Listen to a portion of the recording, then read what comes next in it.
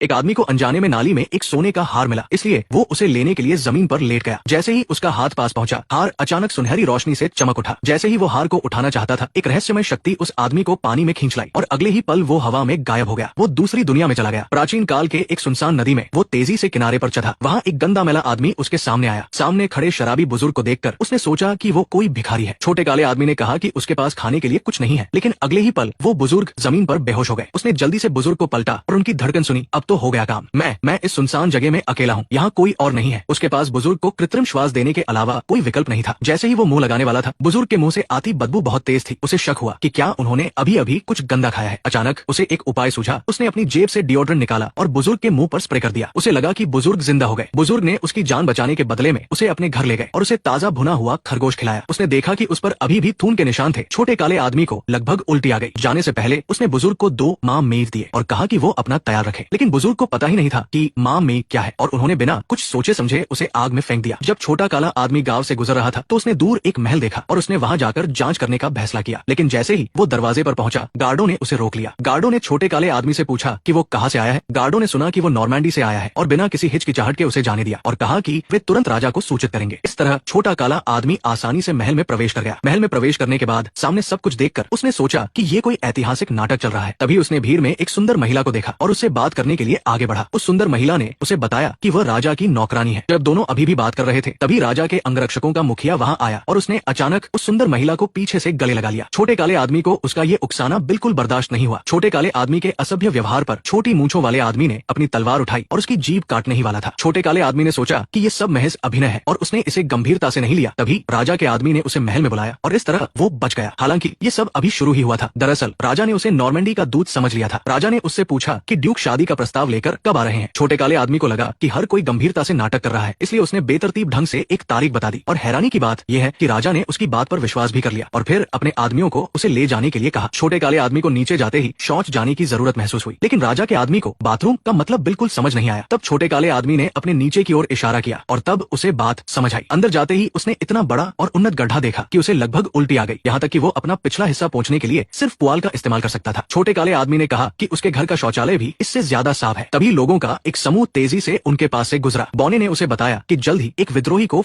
आने वाली है और वो इस रोमांचक प्रदर्शन को देखने से चूकना नहीं चाहता था। जल्द ही विद्रोही को वधस्थल पर लाया गया।